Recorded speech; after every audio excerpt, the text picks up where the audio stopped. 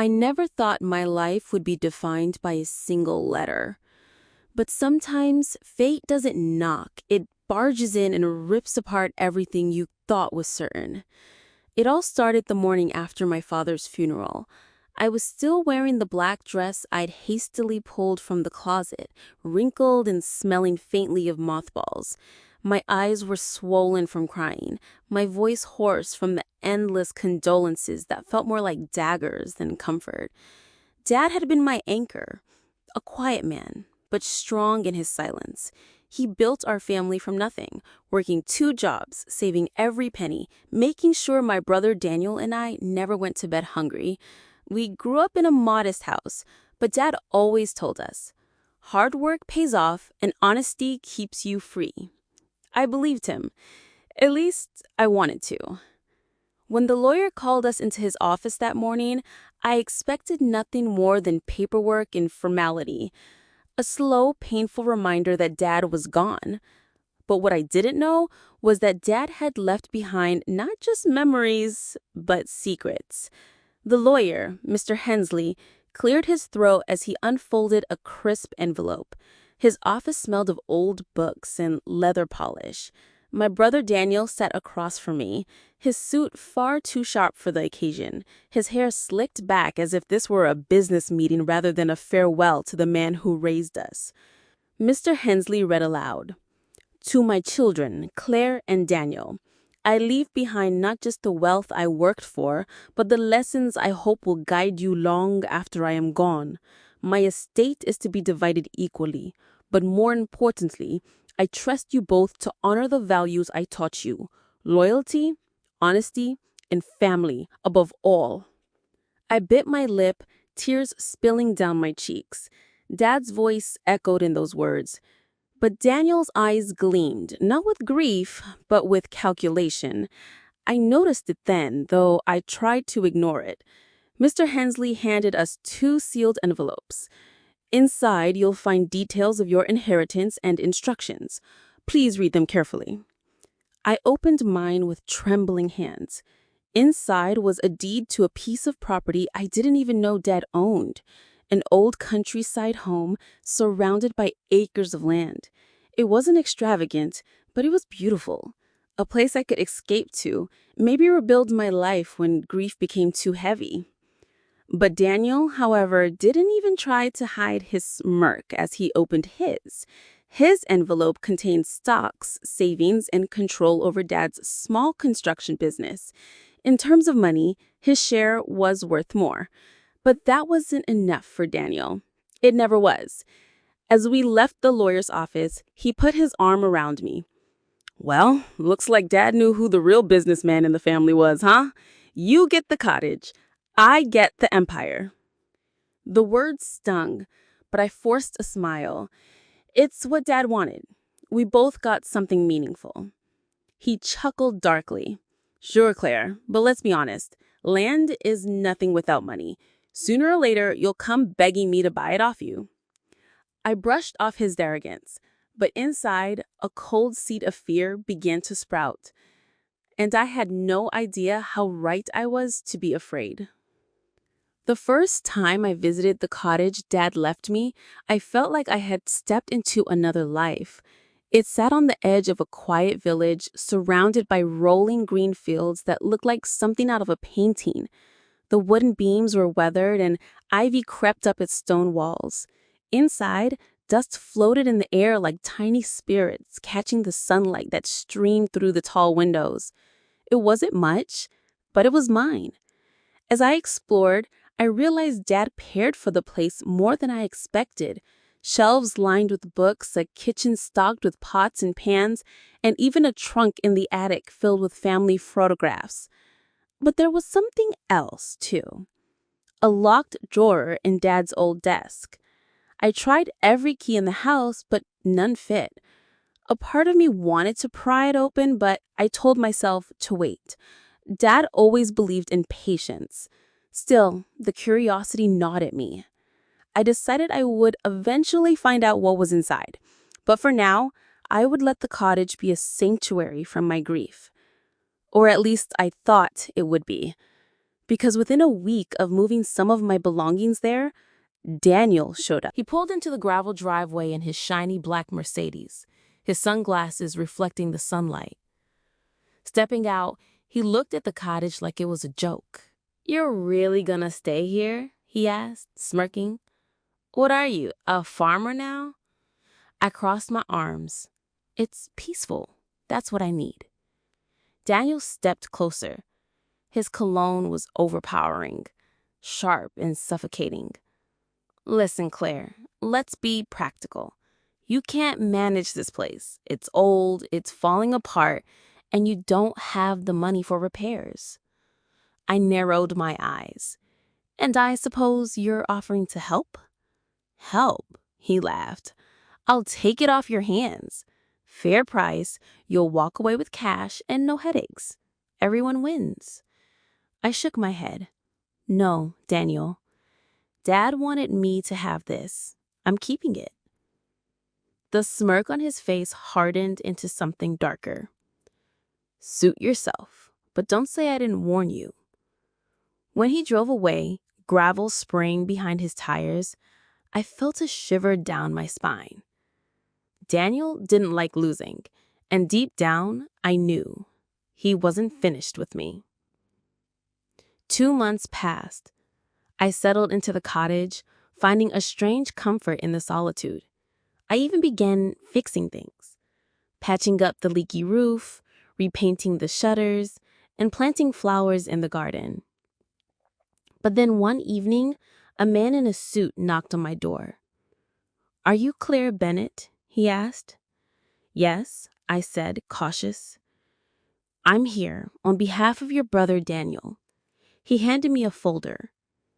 "Consider this a formal offer to purchase this property at market value plus 20%. I opened the folder. The offer was generous, too generous. But I shook my head. "No. Tell him no. This isn't for sale." The man gave me a tight smile. "I understand, but your brother insists you'll change your mind. He's very persuasive." That night, I couldn't sleep. I should have known Daniel wouldn't stop at one visit. Sure enough, strange things began happening. One morning, I found the garden trampled, flowers crushed, soil dug up as if someone had stomped through it. Another night, the power went out, though the neighbors still had electricity. And then the worst. I came home one afternoon to find the front door ajar. Inside, drawers were open, furniture overturned, and papers scattered. My heart pounded as I searched every room. Nothing seemed stolen except for one thing: the locked drawer in Dad's desk. It had been forced open, and the papers inside were gone. I collapsed into a chair, trembling. Whatever had been in that drawer, Dad had kept it locked for a reason. And now, Daniel had it. I didn't need proof. I just knew.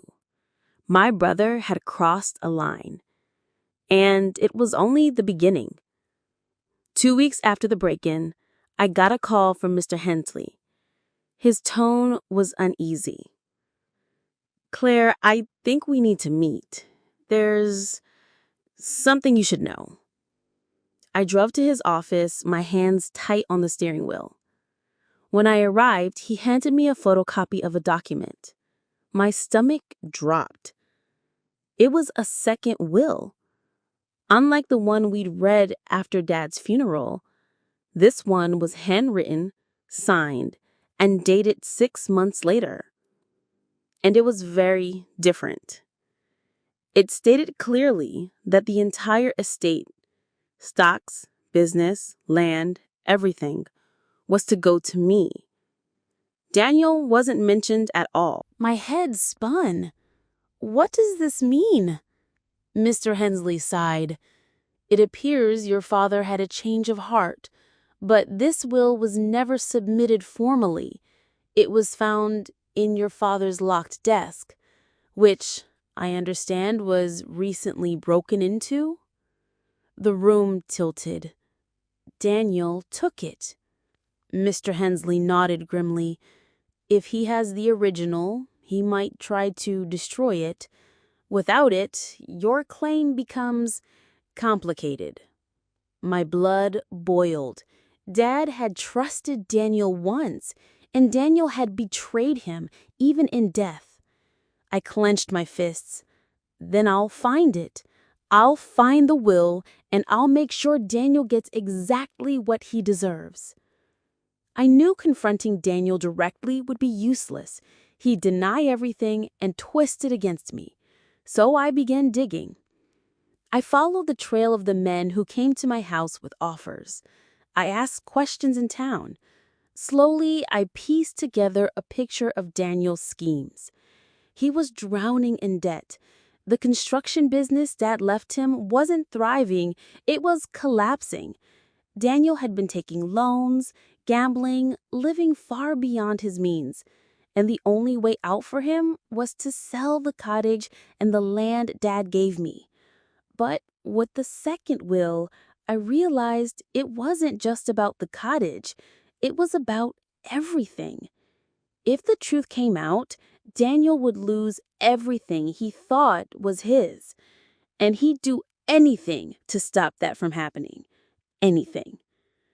One rainy evening, Daniel showed up at the cottage again. This time, he didn't come with offers. He came with threats. You don't understand, Claire. That land, it's the key to everything. Developers want it. Millions, Claire, millions. And you're standing in the way. I stood my ground. It's not for sale. He slammed his hand against the wall, making me flinch. Dad didn't know what he was doing.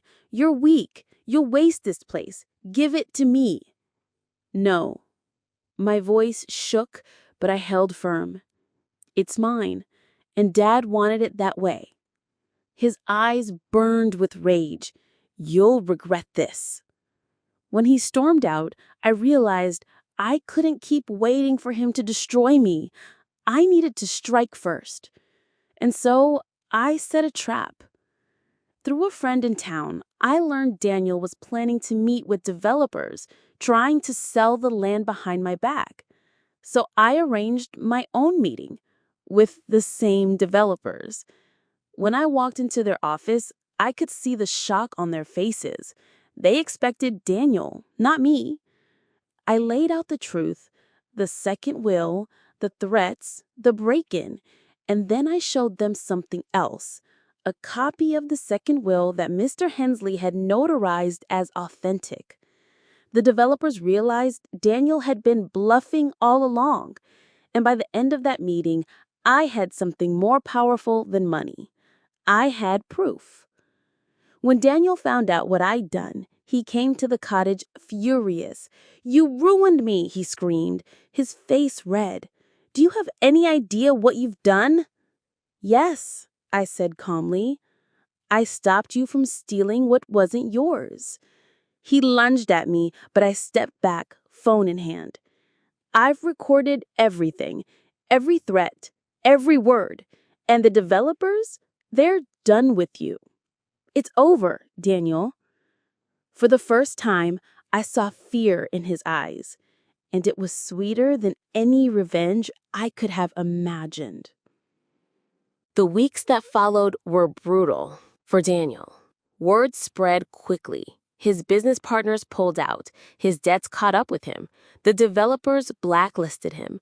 And then the police came knocking. Fraud, forgery, breaking and entering. Daniel wasn't just ruined financially, he was ruined completely. And I didn't even have to lift a finger. Dad's words echoed in my mind. Honesty keeps you free. Daniel had chosen lies, and lies had chained him. Today, I sit on the porch of the cottage, watching the sunset bleed across the fields. This place, once just a house, has become my sanctuary, my proof that sometimes justice doesn't need blood or violence. Sometimes it just needs patience and truth. Daniel is gone from my life. Last I heard, he left town in disgrace, running from debts he'll never repay. But I'm not bitter. Because in the end, I didn't just inherit a cottage. I inherited freedom. And I finally understand what Dad meant. Hard work pays off. Honesty keeps you free. That's where today's story ends. But honestly, some truths in life are harsher than fiction. My brother tried to steal the inheritance my father left me, but patience, truth, and fate revealed everything. Have you ever experienced something similar where someone close to you, even family, betrayed your trust? Share your story in the comments, and I'll feature the most compelling ones in my next video. Also, join our Polygon of Lies community. We've launched a poll. Which type of story do you prefer? Horror, real-life betrayal, revenge story, mystery, or thriller? If you believe in real stories like this, make sure to like, share, and subscribe to the channel. In the next video, we'll dive into another shocking truth or an unexpected betrayal.